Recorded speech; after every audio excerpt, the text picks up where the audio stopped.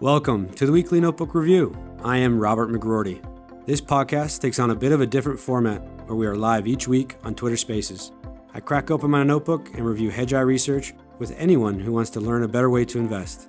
We feature both Hedgeye power users as well as some special guests that might pop in. If you want to learn more about our research, visit hedgeye.com. If you'd like to participate in the live stream, follow me on Twitter at HedgeyeRJM. Now, let's review the data. Good afternoon, all, and welcome to the Weekly Notebook Review. Hope everyone's having a great Wednesday and a good start to the week.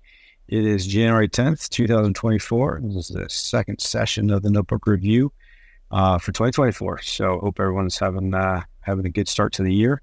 Obviously, as we've said many, many times, year to date is not something that we focus on, but many folks do get paid, and it is something that they need to track very closely. But we certainly focus much more on cycles, right? And cycle the dates and looking at trying to, ride something up and kind of towards the peak of the sine curve and kind of getting out of the way when it starts to roll over, and then getting back on the saddle on something where it's, coming out of the trough.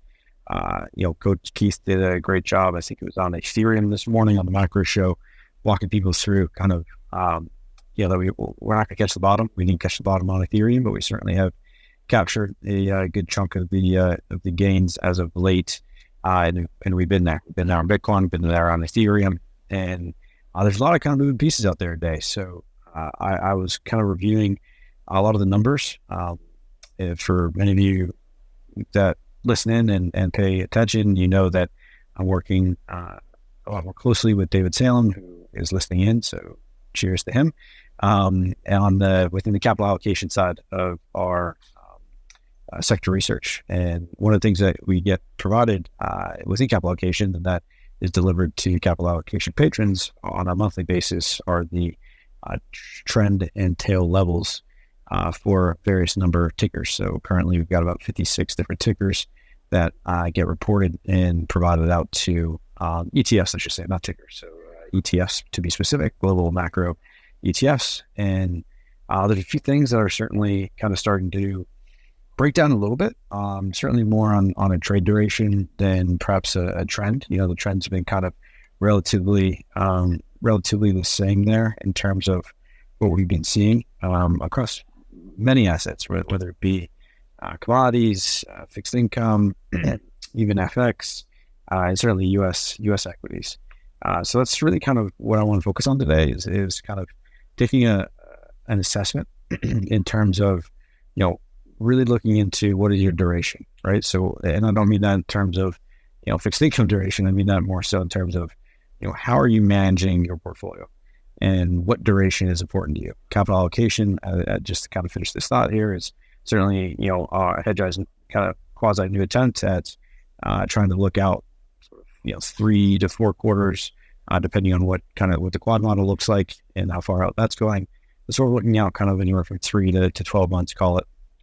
And then there's also the trade duration, which is, 3 weeks or less, and the trend duration, which is 3 months or more. And capturing those trends is certainly what Keith does incredibly well, and he can whip it around better than probably most. And that's how he runs his capital. But I think a really big thing to be conscientious about is, how do you run your capital? What kind of time do you have in the day, whether it be professionally in regards to other people's money? And, what does that mean? How long of a hold period do your clients kind of typically require? If it's your own capital, how actively can you be reviewing the market and taking a deep assessment as to, changes and moves to make? What's your risk tolerance? What age are you? And I think my good friend, Pete B, he's going to be from Chicago. He's a fixed income guru. So he's going to be jumping up in a little bit when he's got a moment. He's in Central Time, so it's still definitely working hours for him. But I'm hoping he'll be able to jump on and kind of walk folks through how to incorporate kind of fixed income and different fixed income, durations and stuff like that inside of portfolio.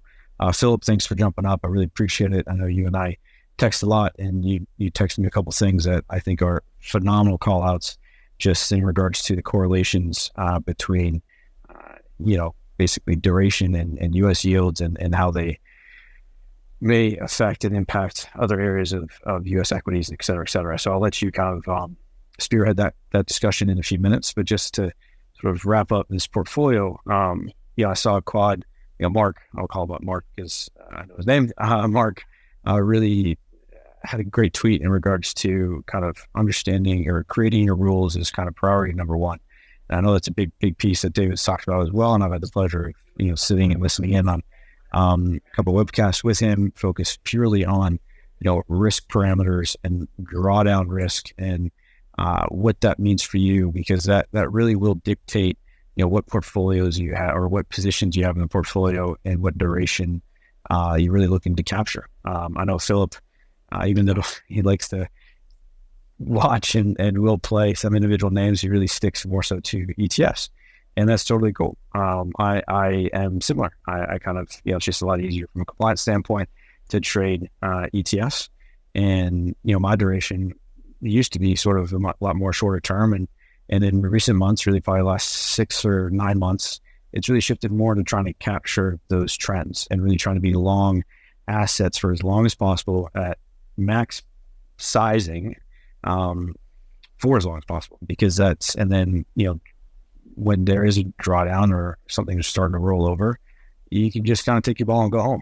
And that's kind of how I've sort of started to incorporate more of the risk parameters and the portfolio management within my capital. So just a few call outs here. Keith made a few moves within ETF Pro and obviously Q1 24 macro themes was yesterday. I'm not really going to talk much about that. This is a free forum, so I'm not really going to go too much into much of that conversation unless somebody brings it up per se, but I'd really rather kind of stick towards the signals and what we're seeing on the page. So, there are a number of things we're talking about. GDX is right there. That was a move we made inside of ETF Pro today. It was removed.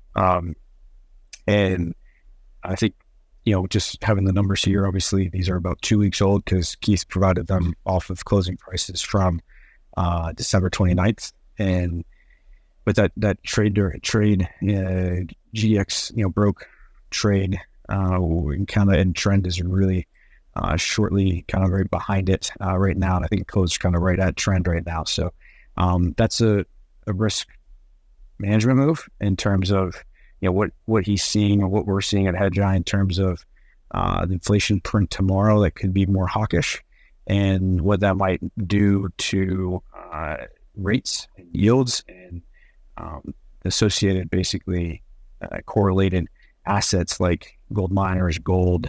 I know Philip's going to talk about, utilities and other things like that. So these are things to be paying attention to. And so GDX is one call out. South Korea is another. I know I've mentioned kind of South Korea and a lot of EMX China being a place where you want to park some capital or really to kind of take an assessment as to where we are in the cycle there. Things are looking more robust. EMX China was actually adding to ETF Pro today. So that's one where Keith is actually, putting that on the board. So that's great to see because we certainly Dave and I have been talking about that one for quite a while. And I do think there's a lot of runway there from a cycle standpoint that it's, there's a lot kind of a room to run ahead of that. And just from a level standpoint, trend and tail is pretty significantly below there. So again, I'm not going to give out those levels, but just, trust that we're making these decisions with all this information in mind. The other big call out would be India as well. So that's continues to really outperform and do really well. So if you haven't been long of India yet, whether it's just you don't like the liquidity inside of that INDA ticker or for whatever reason it is that you don't have, that you don't wish it on the board, I'd really encourage you to rethink your approach to EM and really EM ex China. China still is a dog, continues to break down. And those trend and tail levels are significantly higher than where we are today. So we're talking double digits, like K-Web, talking almost 20% above where we are for the trend and about 10% higher on tail duration. So you've got, you need pretty significant moves to the upside. Now again, K-Web definitely whips around, so pay attention there. I think the other one too that we may have mentioned on here before as well, and And some folks may scratch their head because you're like, oh, well, you're bearish on China, but now you're about to tell me that Australia looks a little interesting. Australia definitely looks a little interesting to me. It is kind of flirting right where we are. Sorry. We're kind of sitting pretty nicely. I got a little cushion there on above both trend and tail durations, and quad setups looking okay. It's not fantastic where we've got sort of a quad 4 looming out in Q3 of 24, but you do have sort of back-to-back quad 1s here in Q1 and Q2, basically to start off the year in Australia. So we're kind of waiting in watch mode on Australia at the moment, just because we wanted to kind of confirm a bit more from an appraisal standpoint, but that's certainly one that's kind of poking its head up and is starting to look a little bit interesting would be Australia within EM. So again, this is the beauty of the process, that we can go anywhere, but to see a line from David doesn't mean you have to go everywhere. And so whether or not you just want to, look at an EMX China and kind of let that ETF, those iShares, do the assessment for you in terms of what allocation you have where, that's fine. If you want to be a little bit more granular, then go do the work, right? Go look at things that are making higher highs and higher lows.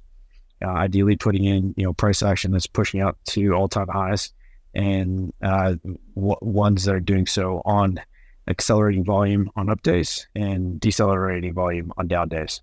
So really just want to kind of call those things out. I know we also pulled out Brazil, just as an FYI, from ETF Pro.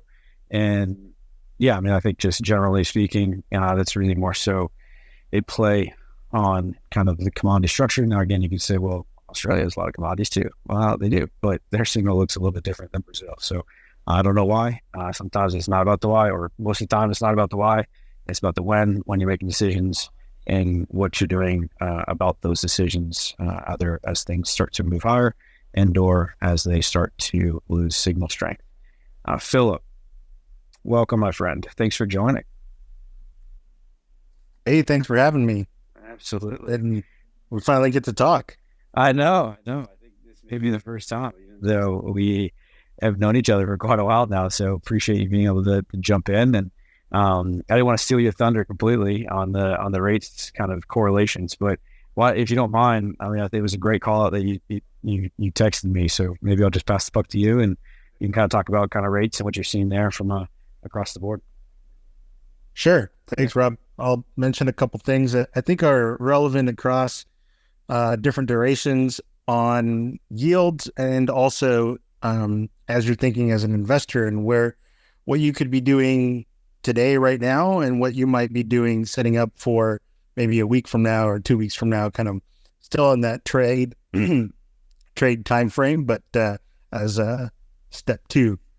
So the first thing on the short end, what I just noticed, the 2-year yield, I believe, closed at 438, pretty much right in the middle of the risk range. So it implies you've got probabilistically you've got room to go higher or lower. At the same time, the MOVE index closed at 114.9 and change. You're still above trend there. You've been drifting down for a few days towards the bottom end of the risk range.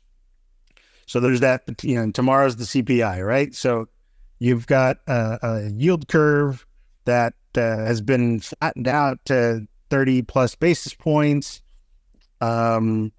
There's a lot of room to go up there, right? And this is kind of some of the underlying on the discussion this morning on the 10-year yield. So what do we see there? For a couple of days, the risk range is making lower lows and higher highs. So we're getting a little bit of volatility expansion on the risk range. And this morning, Keith raised the concern of those higher highs, right? And one of the reasons he mentioned on reducing TLT and gold. So I think one of the things to note is that with the lower lows on the risk range now, well, I'll stop there for a second. Rob, I wanted to first highlight that with that higher highs, which we also saw higher highs on the risk range on the dollar, right? That could be consistent with long duration rates moving up a bit. But one of the things I noticed in terms of correlations with risk sensitive sectors, You've seen in the insurance ETF, the IAK, that's been highlighted quite a bit on the show. If you look at some of those underlyings, that some of them are starting to show lower highs on the top end of the risk range. And, we talk a lot about the signal, and the best signal being higher highs and bullish trade and trend. And the first sign of some change is getting lower highs, right? Mm-hmm. So I don't think now that the IAK is in the daily risk range product, I think that's particularly important for people, if you're interested in that, to keep an eye on what the top end of the risk range is doing and track that over several days and keep an eye out for any lower highs. If yields are going up and we see this inverse correlation, there might be something going on there.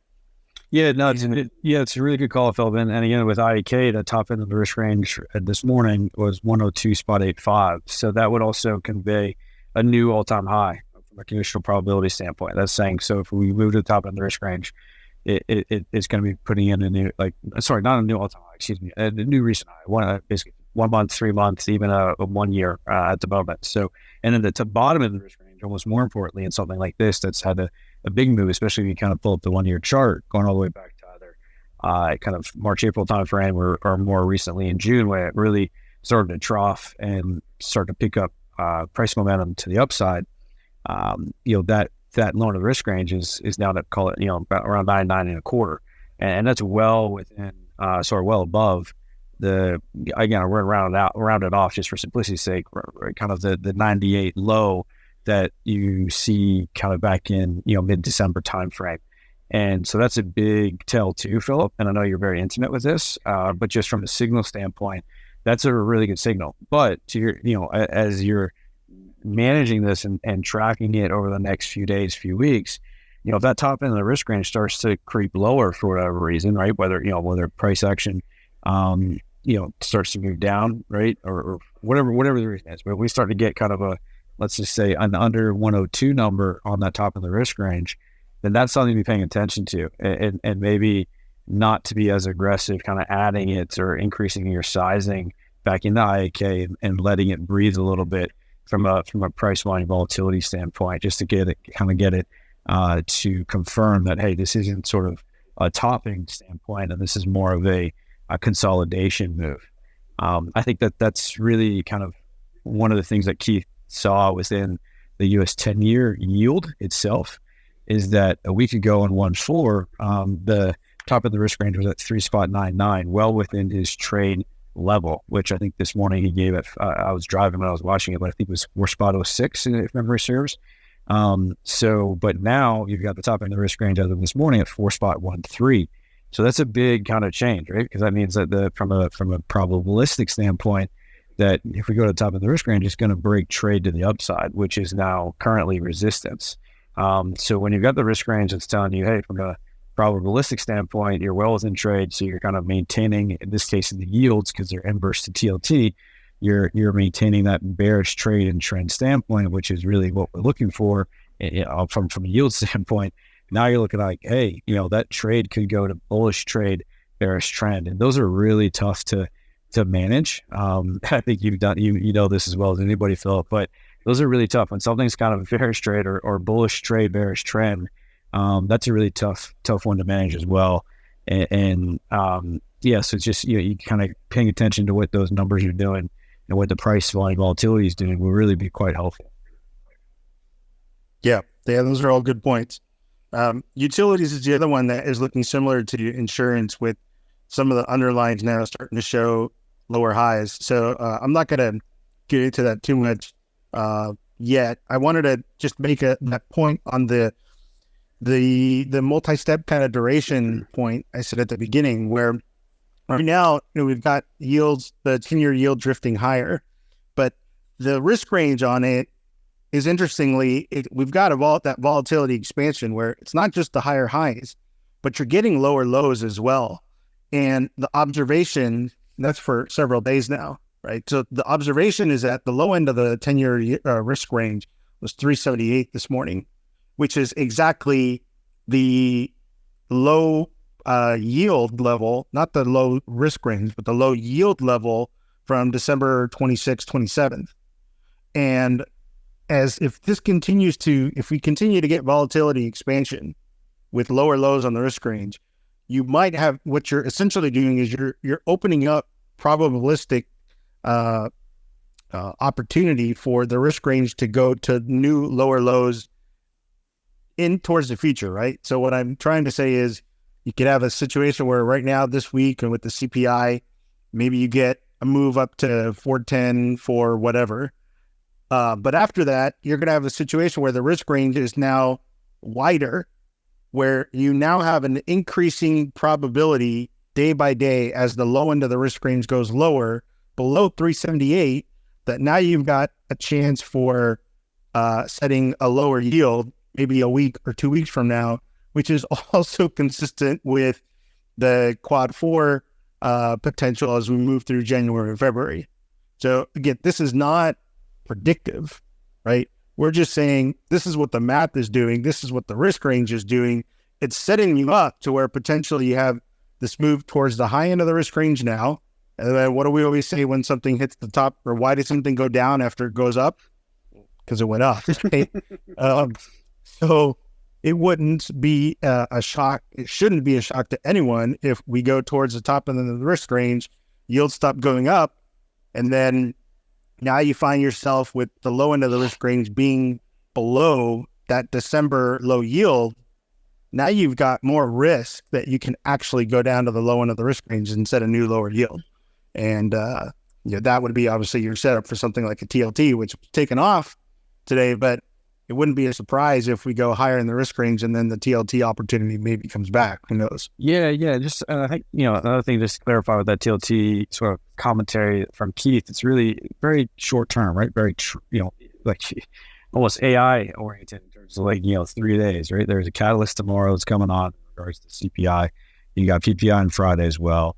So you've got a couple kind of back-to-back days that could, make the kind of, the rates crowd a little squirrely.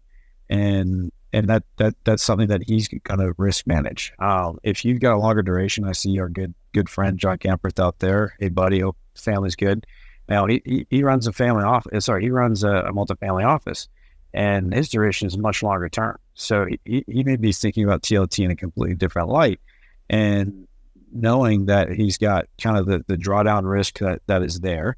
That I know he certainly reviews from capital allocation, and so we've got the drawdown risk, but realistically, you've also got call it to round it off somewhere between a 4.5 5% annual yield on coming from TLT. So you do need a significant kind of ramp higher from the Fed.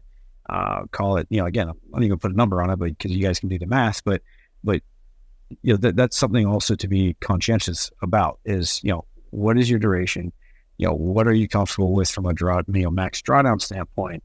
And then, you can act accordingly. Maybe you do, decrease the sizing overall because you just don't want to have that volatility kind of within your portfolio, which is also totally good and practical move. And that is, for all intents and purposes, what Keith has done. He still has TLT in the multifamily office. In fact, it's kind of at the top third of overall ETF exposures from a rank standpoint, so from a sizing standpoint. But he's just reduced that over the last couple of days, and he's reduced gold as well. So I think that's again, really just purely depends on how you want to risk manage your portfolio, how active you want to be, and what kind of time horizon you have from a risk standpoint. Yeah, I think that all makes sense. Yeah. I think that's good on those edges of the risk range, right? Exactly. Sometimes you need to manage a little bit more active. Exactly.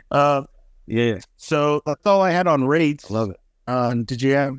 No, I mean, anything else on rates? No, I think I'm good. I mean, again, just for folks, I guess feeling a little generous today. The other thing too, Philip, and I don't know if you saw this yet, but that trade line for TLT, again, this is a couple weeks old, so those certainly move a little bit more. But that's down kind of around where we're trading. It's just a little under 96. So again, that could be another reason why kind of Keith is making that decision on more of that trade duration, right? So he's sort of seeing the events on the horizon. He's seeing we're kind of trading around and kind of flirting with that trade level, and then from there he's saying, okay, like, you know, it's possible that we then go flirt with trend, because that's what you often see. If something breaks trade, either to the upside or the downside, you do kind of see it kind of potentially kind of revert back and sort of test the trend level before it sort of consolidates and either, you know, breaks or move or continues to move higher. So just kind of wanted to call that out too, because I know they love the tizzle. They want to put it on the book. They want to own it. They want to own TLT. It's been hard for folks not being able to put on TLT in kind of a quad 4 type of regime. But I'm going to remind folks too that this is a completely different type of a quad 4. You had the Fed go from, you know, basically zero interest rates to 5% in the span of like 12 to 18 months, I believe it was. So it's a really rapid increase to that side of the equation, and that's certainly not something that we've had in, you know, certainly in recent quad 4s, and you really got to go back quite a number of decades in order to last time you saw even a ramp of a similar kind of magnitude from the Fed. Well, if it makes anyone feel better who wants to go long TLT, I mean, we continue to see you know, on the metal side, that breakdown, which could be consistent with quad 4, right? So in copper, we've seen several days now of lower lows and lower highs on the risk range. Mm-hmm. So anybody who was short, hopefully you covered yesterday and booked some gains in that shorting in that bearish trend. But platinum and palladium have been showing the same trend of lower lows and lower highs and lower lows for multiple days as well. So you're seeing, I don't know if Keith would call it a similar set, but certainly within copper, within copper, platinum, and palladium, you've been seeing that. There are some precious metal ETFs where you can look at it too. Silver has been acting the same way. Yeah, so throw in silver and then even oil, right? So the XLE today, the XLE over a few days has been hurt the last several days of trading. WTI has shown a little bit of weakness, particularly today, but hasn't been pummeled yet. Mm-hmm. And the OVX hasn't moved either, right? That almost to me is more of a concern, that if OVX decided to break out and go up, well, then WTI is really going to get popped, right? Mm-hmm. Your broken trade, your broken trend, OVX hasn't gone up yet. If one day it decides to, for whatever reason, you could really see a big move lower on oil. These things are all, it's just the commodities basket, right? Mm-hmm. Which, if you're trying to build any kind of narrative, not that we're narrative driven, but if you wanted to build a quad 4 narrative, you certainly have some more support. And like I said, particularly with what we saw in the metals today. Yeah, the last few days. Yeah, and similarly, again, similar set with the dollar. I know you kind of already called it out, but just wanted to reiterate from an FX standpoint, you're seeing kind of the safety, some of the, I'll call them some of the safety sort of currencies in terms of the dollar, the Swiss franc, the British pound. These are acting, and the dollar, although still, is currently neutral trend on the page, which really means it's kind of flirting with that trend line, and but it put in a higher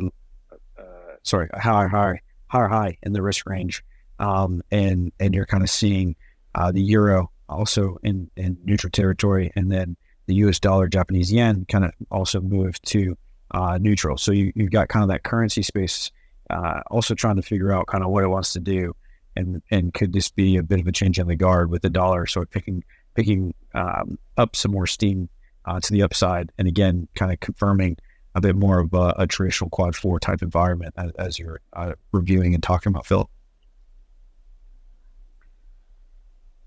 All right, so if anybody out there is listening in, if you guys want to jump in, I know, Philip, it's great to have a little banter back and forth, so really appreciate it. Pete, I think I saw you out there. If you have a moment to jump in, we can kind of talk a little bit more about fixed income in the portfolio. Totally understand if that's not possible at the moment. Again, just anybody, if you got any questions, if you're seeing anything in your notebook, if you want to, call anything out, by all means, please jump up and do so. The other component too, just from a from a global kind of equity standpoint, the DAX is back to neutral trend, and some chunks of Europe are certainly starting to break down. I think Keith's called out Spain.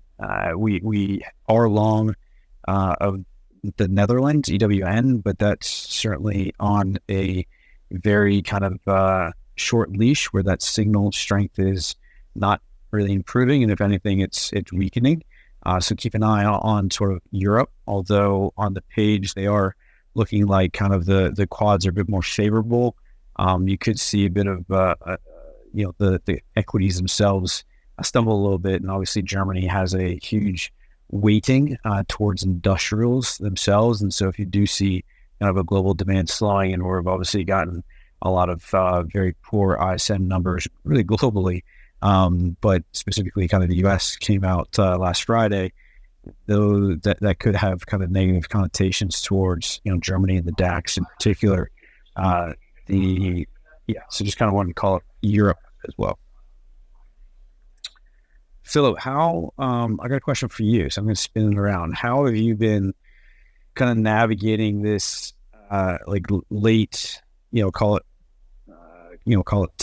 obviously 2023, finished the year on a pretty strong note.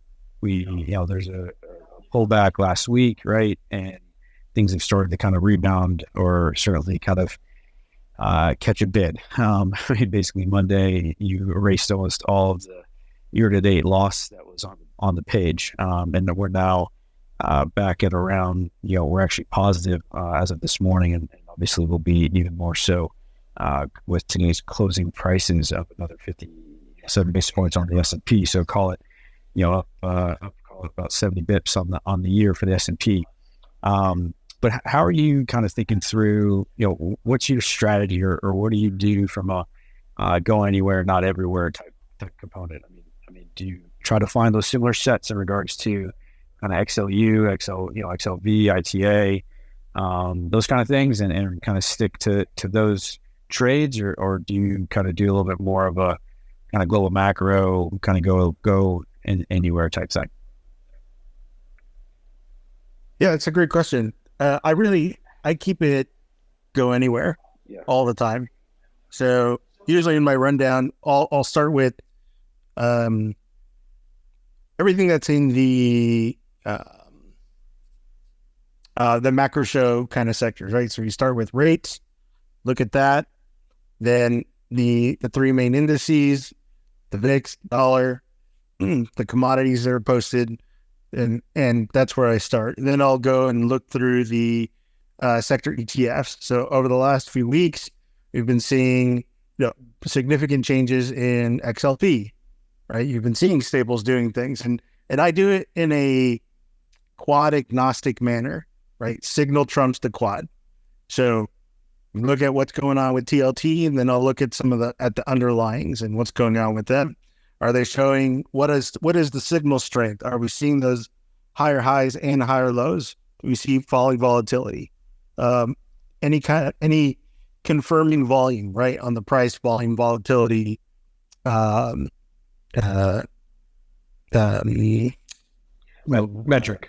yeah. Yeah, the metric and following that method, right? So kind of looking at that, looking at things more recently. So XLP, I mentioned, utilities, what's been going on there, the insurance stocks, right, which have been interesting in how they've been different from all of finance, right? So that's a sector within XLF. You have to look at them separately. The same that we've been seeing in healthcare, where the pharma stocks have really been doing much better than the medical device stocks, which, Robert, I follow the med tech stocks very closely because that's the industry I've been in for forever. So I know those very well, but there's clearly a difference in how some of the pharma stocks have been doing versus the pink or the XHE or the IHI type stocks. Over the last few days that's changed, but that was something around New Year's that was different, right? So I'll look through all those sectors, and then I'll look at global macro and look at ETFs for a lot of different countries. And there I tend to have a longer term duration. So I'm looking for the Hedgeye research there on the quad maps for the larger developed countries, but also emerging markets. Sometimes you see correlations with the dollar there or with rates, right? And so looking at how many of what countries are showing quads 1 or 2 for multiple quads down the road. And I'll keep those ETFs on my watch list and look at them every day and wait for those opportunities. And that can be a multi-quad, a multi-quarter duration trade, multi-week, whatever it is. But there you're looking for those big sell-off opportunities where maybe you can get in, right? So an India that has been hot, something that doesn't get talked about too much yet on the macro show, but something like Greece, like go look at GREK, what's been going on there. You could look at the EPOLs or the Italies for further down the road. Is Europe actually in a recession earlier than the United States? Are they going to come out of a recession sooner then as well? Is there an opportunity to get in, especially now if you have a dollar up move and some of these international markets come down? Is that an opportunity to step in? So that's kind of my approach in looking at and going that go everywhere strategy as I do my daily briefs. Yeah, that's awesome. Thank you. Yeah, that's a real pro. That's a Jedi right there, guys. So thanks, Phil, for sharing with everybody. Pete, welcome to the program. I had the pleasure of meeting Pete in person in Chicago. He is he's the man. So Pete, welcome, and thank you for taking time to perhaps share some of your insights around kind of fixed income. I know this is what you do. We don't need to get into specifically unless you wish to share, but I don't want to get you in trouble. But so again, not investment advice. I did think that it would be helpful just what's going on with fixed income. And again, and this could be a great opportunity, right? If we do get a yields push up towards the trend, which is around 4.25 on the 10-year, that could be a great entry opportunity to build out a longer term fixed income portfolio. So kind of a little, so just wanted to bring in an expert like yourself, my bad. Hey, too funny. Robert, thanks, man. Pleasure to be out here with you guys. Never actually spoke on this before. I've listened a bunch, so I've learned so much from all you guys.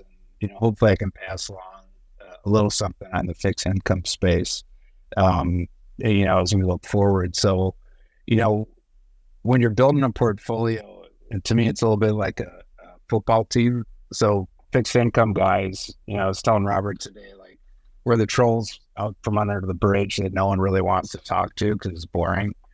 But when you're building a football team, you kind of start the ball at the line of scrimmage, right? And you're building up your line, and those are the guys don't get a lot of publicity. But we're in a situation now with the big rate hikes that everyone's talked about here over the last little bit.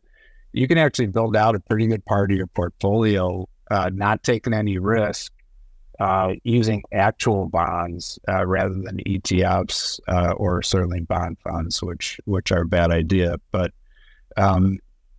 what we been working a lot with folks, and including myself, is building this floor, kind of a riskless floor between 4.5% and 5% using fixed income. And depending on what kind of account you have, if it's taxable and you own a treasury, keep in mind, you're going to add some basis points if you're in a high tax state because your treasuries are state and local tax exempt. You pay federal tax, but you don't pay state tax. So you can build a little bit of a floor. And what I've done with my own thing is that I've built that floor and then I can take less risk in order to pull my portfolio up, using, Keith's process, Robert's process, a lot of the stuff we see on the macro show and the risk ranges in that. But I feel like I don't have to take as much risk now in order to pull my portfolio up to where I want it to be going forward. So that's just one of the things that you can do with actual bonds. And I think any platform that you're on, whether it's Fidelity or Schwab or, any of the big brokers, you're trading that stuff for free. much like you do with equities. So it's something to take a look at. I did have a couple of comments, Robert, if you don't mind, on sizing. I think sizing is really, it's an art that's maybe lost a little bit on fixed income because, fixed income's not built all the same. We're talking a lot about the Fed. Well, I'm not sure how relevant the Fed is at this point out in TLT, right? Out in the longer stuff, because that's really more of an economic kind of global macro thing in my mind. SHY would be, an ETF that's tied to the Fed. Well, if you look at the sizing sheet, just the sheet that we pull off of, Robert just sent it to me off of the macro show slide deck. Fixed income is 10%, right? So if you have 10% of your portfolio and you throw it in SHY because you think the Fed's going to ease, that's a lot different than throwing 10% of your portfolio in TLT. And we call it the land of the big O1 out there. And I'm sure this is reviewed for a lot of you, but as you go out the curve, every year that you go out the curve, the value of a basis point of change increases, the dollar value called DV01.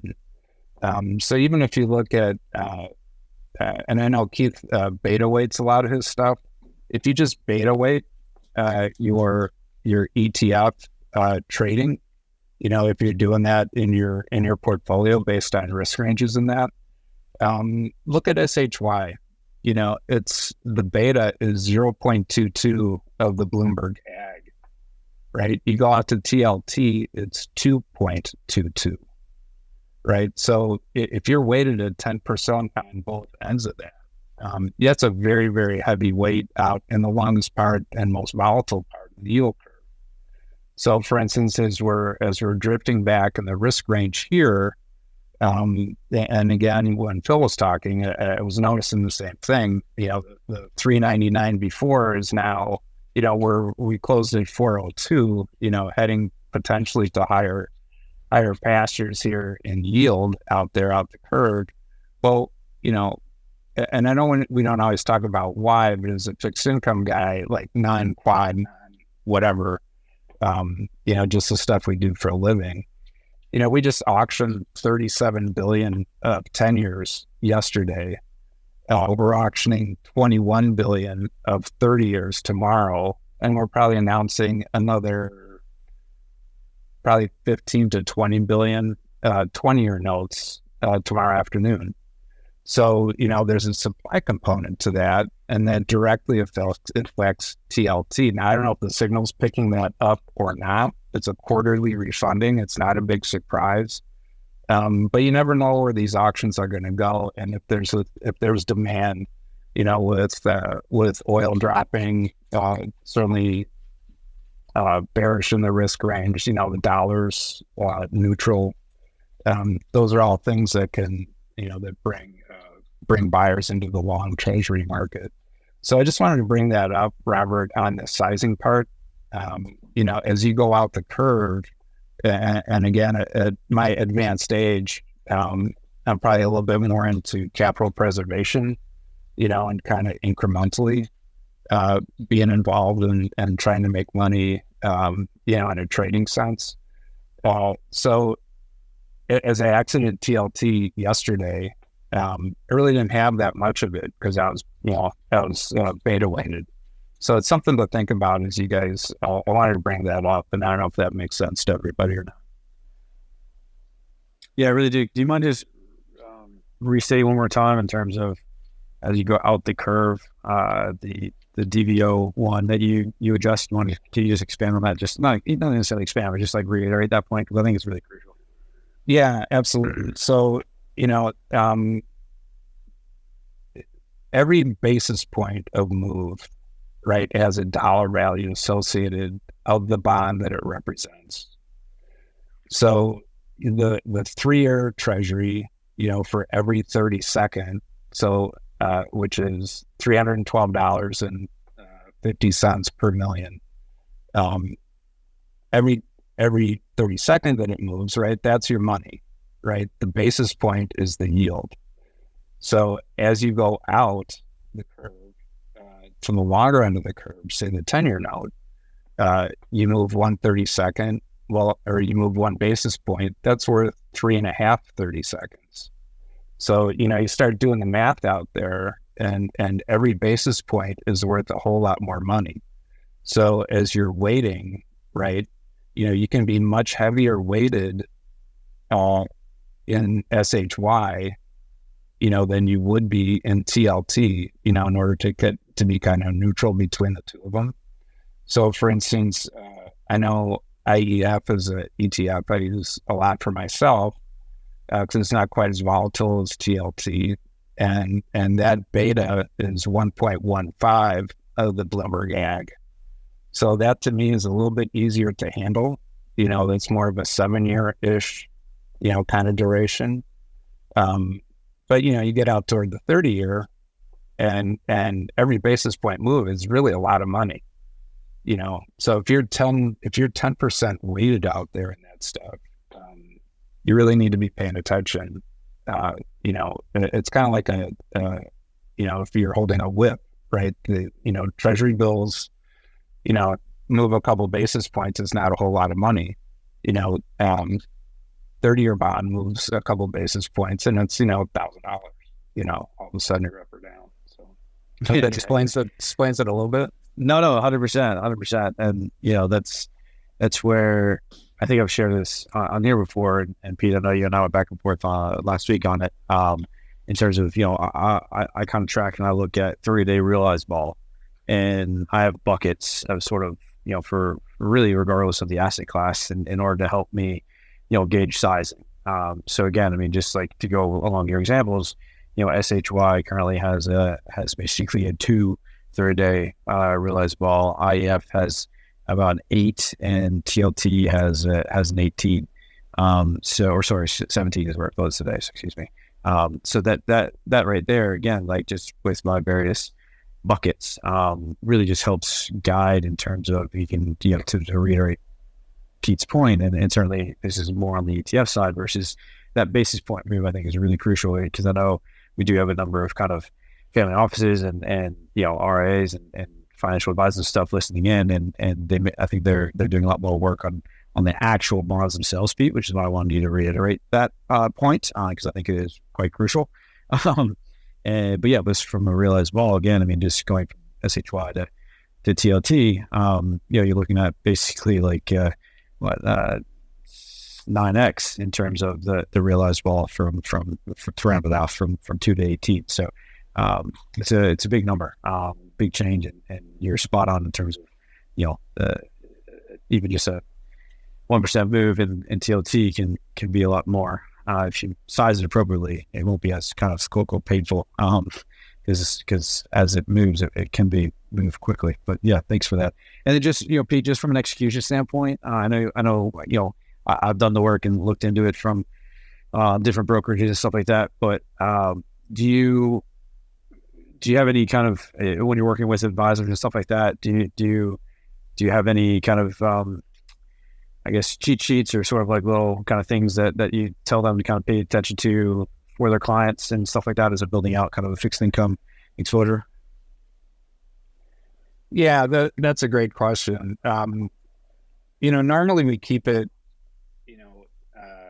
it's meant to be simple, right? And if you're overthinking it, we kind of use fixed income to be, especially with rates up, we use that to really be the safe and steady area, and then have them go take their risk, over on the equity side where you can, make your 15-20%, at any given time, but then build the floor with this. So, as we're walking into a quad 4, I haven't liked really corporate stuff, or certainly, Keith's been short high yield for 2 years almost now.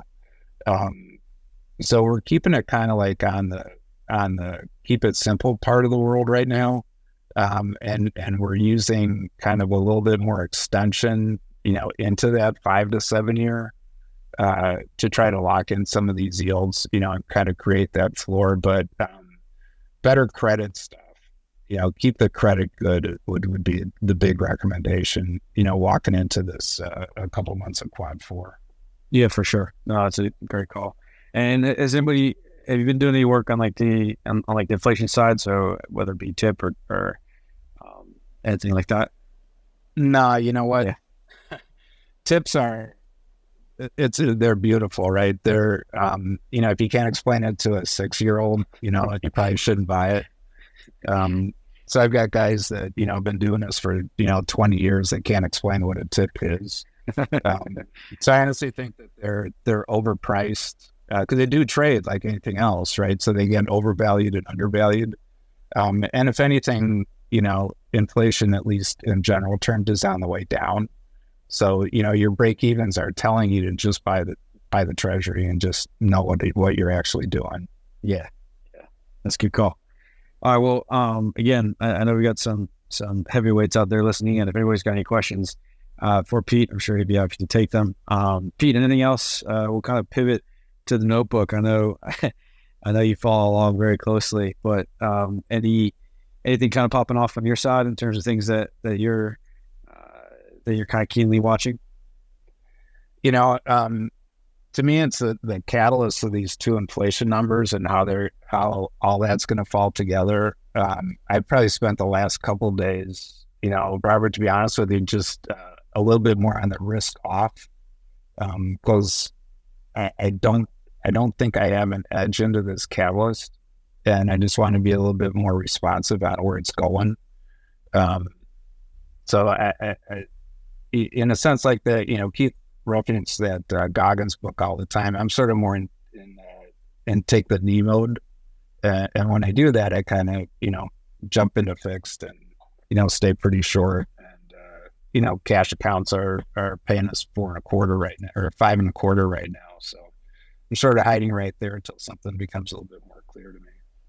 Yeah. No, I think that's a pro move right there. Another Jedi on the call. What a glorious notebook review we're having today. But no, yeah, I think again, I mean, you got a lot of things that are kind of pushing top ends of the risk range. I did kind of worked on some stuff today and wanted to kind of look at some of the kind of risk reward ratios or sort of upside downside and some of the things that are inside of the ETF. Inside the ETF Pro, and really the kind of standout at the moment would be actually the risk reward on something like something like an SHY. It's kind of like it's basically a 1.81. So you kind of got you're sort of right in the middle. I mean, there really isn't, a lot of things are kind of down towards the they just kind of haven't really making a whole. They're sort of trading right like in the middle of the range type thing. Even like VIX, right? The VIX still has loan to risk range is closer to 12, and we're kind of at close at 12.68, and really kind of traded a little closer to 13 today. So the upside there is up to 14.5, and I think that's a big could be a big move, but until we really see a little bit more clarity, that risk off move I think is a really smart one. And SPX too. I mean, like it's like the risk reward there. When you got 20 again, like assuming that the top of the risk range is around the same level, which I suspect it would be maybe a little higher, maybe it's closer to 4,800. But you got basically call it, 20, somewhere between 20 and 40 basis points to the upside. But closer to 2.25 to 2.35% downside, depending where the loan and the risk range is. So you got a lot. You're not getting paid a whole lot for kind of holding on to things at this point in time. So feeding those ducks on the long end, on the long side of the portfolio makes a lot of sense. And then kind of hunting for things with a lot more kind of downside optionality or sort of downside opportunity on the short end. And IWM just from that trend risk range this morning or from Monday morning has about a 6% downside and just from the trade trend and tail levels that I have here in front of me from Keith from a couple of weeks ago. We're more bearish or below both trade and trend. So that setup kind of remains. IWM is probably one of the key reasons why I keeps harping on it and keeps going back to it because it is acting, and it is one that is really standing out as completely different than a lot of other U.S. like equities. SPYs and Qs are basically above on all three durations, whereas IWM is not. And so again, just kind of wanted to call that out. XLE, same thing. XOP breaking down across all durations, continuing to make lower lows, and those should be good ones on the short side too. XLE actually moved down below the low end of the risk range that was published on Monday. So that's how bad that bad boy is. Again, those risk ranges are dynamic, just as a reminder. So really, that risk range is much lower, but it is what it is based off of Friday's closing prices. Yeah. All right. Well, we'll open it up if anybody's got any questions. Otherwise, I think we'll kind of wrap things up. I think it was got a good little review in today. But again, we'll give it a couple minutes here. If anybody want to jump up, happy to chat more. While we're waiting, Rob. Yeah, Philip, go right ahead. Did you see the ag stocks today? And like soybeans? So part of those like materials, soybeans have been getting crushed. I mean, in agriculture, you can look at, if you want to measure it by moo, or you want to look at ADM and the CFs and the NTRs of the world and MOS. I mean, those things are just getting beat.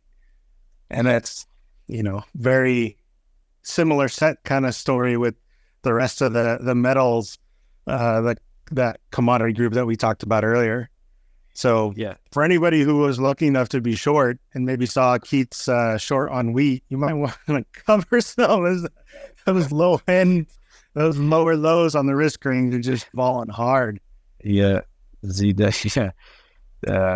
mean, soybean futures are just getting smoked. So DBA, I mean, that's been a great, that's been a great one. It just, now I know it paid off like a really big dividend. So like, just when you pull the chart, be cognizant of that in terms of that gap down on the 18th, that was from a 96-cent dividend, but it has just absolutely continued to lose steam ever since that over the course of the last month. So and again, the crazy thing too, Philip, is that, we're talking, we're still north of 20, right? I mean, this thing on a 5-year chart, I mean, you can see teens again. It's got a lot of that. Like, again, I know inflation, we've talked about this a lot on here, and obviously macro themes. We're still seeing, inflation somewhere between, our now kind of spot on kind of between 3 and 3.25 this year, or going out to Q3, of 24. That's how far the model currently is going. So it'll be really interesting to see what the print is tomorrow. CPI comes out at 9:30. PPI is on Friday. So yes, it'll be interesting to kind of see how that new data point impacts our nowcast, if it impacts it at all. But so you do kind of have to be conscientious of that in terms of like agriculture and the inflationary environment that we might be in, kind of a little bit higher for longer, steadier for longer. What does that look like? But if we do get some, even just some deceleration or some kind of lower lows on that inflationary estimates, you can see that DBA and other agriculture products really continue to lose steam. I think that's a great comment, and I wanted to highlight natural gas briefly. It's having this run right now, but I think for the last several weeks, you've been seeing almost a like a -1 inverse correlation on natural gas and WTI, and which has been kind of odd. But if you look at that long-term the natural gas chart, pre-Ukraine war, I mean, you ain't seen nothing yet, right? We get that true quad 4, more and more confirmation. I mean, you could just take a bath on that. So who knows how high it's going here, right? Natural gas. I don't think it was a trend, right? I think it's, or maybe it's right around there, like wanting to dance around, but that would be a classic kind of test and fail right? Maybe it goes above for a couple days. Yeah, it closed just below trend today, and so that would be. But yeah, so and tail is significantly higher, so that's that one's, and I think that's the reason when again, Keith sees this kind of setup and sees what's on the horizon from a quad outlook standpoint. And then he gets confirmation obviously today, and we'll see kind of what transpires from a continuation standpoint. And I'm sorry, just to clarify, I'm looking at UNG, not natural gas futures. But yeah, it's that we called it out last week saying that maybe you could have some further upside. Boy, did it ever in the last week. So if you put it on for a quick trade, congratulations. But yeah, Philip, I definitely would be lightening up / going after ball somewhere else right now until you get a little bit more confirmation. Yeah, you got a lucky lotto ticket there. You better take some chips off the table. Exactly. If anyone's looking at those charts, though, you need to look at the NG, the natural gas chart. Will show you that multi-year. How you can still go down to like $1.50 again on gas, right? But yeah, because we've gone back and forth how the ETFs don't always track the commodity perfectly. There's all kinds of little error in there, right? So you won't necessarily see the same chart if you look at UNG versus the natural gas long term. But still, it's the same point. Right? You and I have that bond. We do. I don't know why, but I love trading natural gas. It's such a squirrel, but I love it so much. I love it. I screw up gold all the time, but natty gas I have a pretty good hit rate on natty gas for whatever reason. I don't know why, but maybe it's just because I'm a squirrel too. So it just that's a fun one to play. You can look at the RBOB gasoline and the UGA. Those you tend to get squirrely also, and a little bit of a tracking difference on those on the ETF versus the commodity. Yeah, for sure. All right, Mike, you jumped up. Thanks for coming on. Appreciate it as always. You're a great friend of the program. Hey, no problem, Rob. I recently, first let me back up. We were talking to fixed income and talking about beta adjusted. The T-flow and the T-bill are if the guy's still on, are they similar to SHY in terms of the beta adjust? Yeah, I'm still here. They're actually shorter, is my understanding. Let me just check real quick. Okay. Because T-bills, they're longest T-bill goes is a year, right? So they're a negative 0.01 beta. Cool. So you can go big there. Okay. And not stress it. Yeah, because where I was going to go after this is I recently started the Trading View journey, and so they had that sale on Black Friday, and so I jumped in big time, and I'm just been trying to sort out charting and that kind of stuff, and because we all know Keith has his ranges, but you're always trying to figure out the ranges for things that he doesn't publish, right? And so those are really interesting charts when you start looking at, and I know he doesn't like us looking at technicals, but when you start to look at some of the technicals, they're pretty stable, pretty interesting, and if you catch them at the right level, so if you put it limit orders, they tend to be solid producers with not a ton of volatility. So if you're looking for a place to park money, they really do perform. They do, and they've got good liquidity if that's kind of your deal. Yeah. So you can punt them and move out the curve same day. Yeah. One thing I'd add though for you to look at just for grins if you're building a portfolio, especially less of a trade, but more like an investment. That T-flow's paying you probably about a 5.15, 5.12, something like that. Yeah. You can buy just outright. If you think you're going to be in it for a month, you can buy like a 1 month treasury bill and it's 5.54. Okay.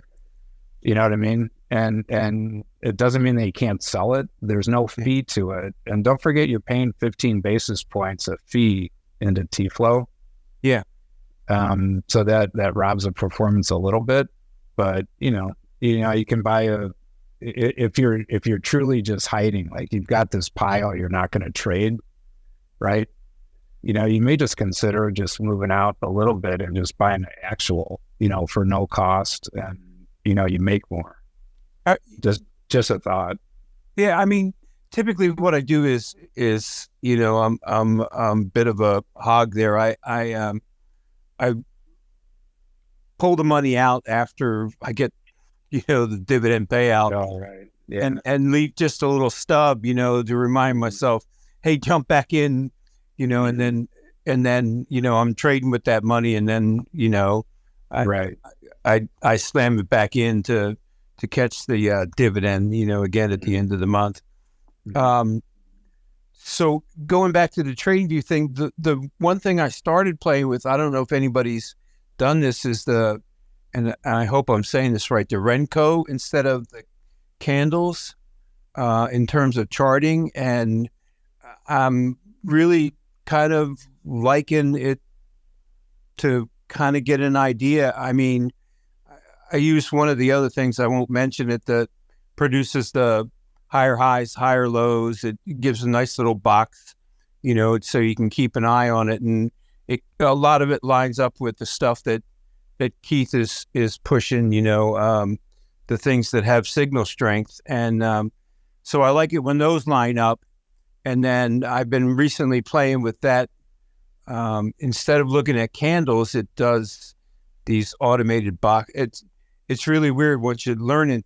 Anyway, so if anybody's taking that journey, hit me up, because I just started. But the most interesting thing is it takes a lot of the noise out of the day-to-day of what's going on with a particular equity. And then you can kind of zero in on, okay, look, this looks like it did, it's in a solid trend and it's moving the right direction. And so I want to stay with it, to Robert's point earlier of trying to ride the winners longer, versus when this thing tends to pick up, something that looks like a little bit of a downdraft, then I might, pull back some of that sizing in a particular position, even though it still has a higher high and a higher low. It looks like it's going to take a little dip for a while, kind of thing. So I don't know if anybody's played with that, but I found it interesting so far. Yeah, it's awesome. No, I'm a big proponent of TradingView. I think their service is just like the capabilities that they have, and all the indicators too, Mike, that folks have created. Many are free. It's quite impressive. When I pretty much live in there all day, every day. So, we definitely take this offline. But if you ever played with the Renko instead of the candles, I haven't done that. I was just doing it as you were talking. It's very interesting. I think chartists are going to call us crazy though. Well, here's what I'll say. I mean, so it's somewhat technical, but it's not. And I mean, I don't think it's necessarily everything that Keith does with the price, volume, and volatility. But when you start to read about how it actually constructs these boxes, especially with the fact that they're somewhat programmatic behind the scenes, it tends to deliver a similar kind of result. How's that? Yeah. No, that makes sense. Yeah, I'll send you a couple. I think I've done a video or two on TradingView and some of the different indicators and stuff, but I've definitely adapted that a little bit further. I mean, so again, just for, I guess, might as well just talk about it. So I definitely always have up the average volume at time. I usually use like a 5-day look back window just to kind of get a good sense, or kind of more of a near term, like what's volume doing versus itself. And again, it's helpful too because it's at time. So if it's 10, 11 o'clock, it it's really tracking it at that point in time or the last 5 days. So I find that's a really helpful indicator. Realized volatility I also typically have on too, Mike. Yeah. So that's just, again, if you just kind of go in there and Google either, or not Google, but sort of punch in kind of, average volume at time or realized vol. You have a couple different indicators that'll pop up. They're all pretty good, pretty much the same thing. And for realized vol, I typically do a 30-day look back window. And then that, as I mentioned, and Pete and I were right back and forth last week on it, but I'll use that, again, if something's picking up volatility from a 30-day realized standpoint, then it'll actually naturally get me to kind of shrink my position, my sizing, especially if it breaks like one of my bands, and kind of like my sort of, just a band, if you kind of think about it that way. So for simplicity's sake, let's just say it's like, 10 to 15, right? So if something goes north of 15 on a fixed income, like a TLT or SHY, which would be crazy. No, I know. But you know what I'm saying? It'll just naturally go from kind of like that, call it 10% bucket down to 8 or 6 or whatever the next one is, right? So, so that's a really good one too. And similarly too, something's, maybe even moving higher in price, but decreasing volatility. A good example was GLD a couple, like maybe even last week or the week before, where, the 30-day realized vol was starting to kind of move lower. And so I was naturally able to kind of actually size up in that position. And so it kind of helps in both ways, right? So I find it just a little bit easier to track, and you can kind of just, again, like just from a risk standpoint, risk tolerance, I should say, it can be a good tool to have in your back pocket to help with sizing and stuff like that as you kind of bounce around again, because like, something like a PFIX, which is again, fixed income, that's got like a 45, 30-day R ball, something like that. It's like, it's certainly around 40, north of 40. So, that sizing needs to be, max, like call it, I don't know, like 3-4%, depending on your tolerance, on your risk tolerance. Again, versus kind of like perhaps a 10% position or even 12% on something like an SHY that has, two 30-day R ball. Yeah. So those are two big indicators. And then there's a few other ones like Dolce and channels I really like a lot. I'll gives the box. Yeah, I'll send you something on I'll send you a DM on some of that stuff that I found. Yeah, cool. That's interesting. I didn't want to monopolize the No, yeah, it's okay. I mean, we're kind of wrapping up. But yeah, it's a good the Dolce channels I found are really helpful because it gives basically the 20, so you can tweak it as well, but it gives 10, 15. Mine have it at 10, 15, 21, and then 63-day like windows, both. Yeah. So it gives you a visual. I'm a big visual person, so it allows me to kind of visualize like, what was 3 months ago, right? Like where was price action then? And then it also, tracks basically the lowest price in that window, and then the, most, kind of the highest price. And sometimes they're all at the same level in terms of, like SPY, for instance, right now, will have the exact same, recent high, which actually is today, I think. So so again, that's it. I don't always have that one on because I find it, but I will kind of throw it up just especially when I'm doing kind of weekend work, or kind of just kind of nighttime work. I'll kind of throw that on and kind of go through the rundown just to see kind of where is price versus itself on kind of a look back window. And again, it's not perfect because trend is 3 months or more, so really 63 days only goes right at the beginning of that trend duration. But just I find it can be helpful. Yeah, no, I mean, I typically have one layout for what I call end of day, right? So I go through the positions and I'm trying to find that, things that are still holding. They were holding higher highs and higher lows yesterday, and they're still holding it today, right? And where do they sit in terms of a band? Do they sit at the top or the bottom, in the middle? Kind of thing. So get an idea, and then, like I said, I'm searching right now, just trying to play to find a good indicator that I can use, like in the middle of the day when I'm looking at something and the market's taking it down. And the question I have is, because I'm looking at all of them and I'm going, okay, the market took that one down. So are they being stupid, or, do I want to add or do I want to cut kind of thing? Yeah. Yeah, no, awesome. Yeah, no, yeah. All right. Look forward to it. No, thanks for jumping on, Mike. Appreciate it. Pete, always a pleasure, sir. Thank you for sharing your insights on the fixed income side. Philip, what a great first session as a Pete, actually. Mike, I know you jumped up before, but you guys really crushed it. So thank you very much. It's always so much more fun having members of Hedgeye Nation up here, and we can kind of go back and forth. So thank you for that. I look forward to running it back, doing notebook review next week, probably on Tuesday, actually. Just where we've got an internal meeting on Wednesday. It's going to be pretty time consuming pretty much all day on Wednesday. So look for me to kind of finalize my schedule, but we'll probably do this at 4:30, maybe even a lunchtime noon session on Tuesday. So I'll keep everybody posted on that. Macro Themes Q1 happened yesterday. Keith and Stana ran through the outlook for Q1 and the rest of 2024. If you're interested in learning more about that and watching that replay, by all means, please hit up support@hedgeye.com. Macro Pro, that's for Macro Pro and Macro Institutional clients. And if you got any other questions, commentary, please don't hesitate to send them in to support@hedgeye.com. I appreciate everybody's time, and we'll see you next week.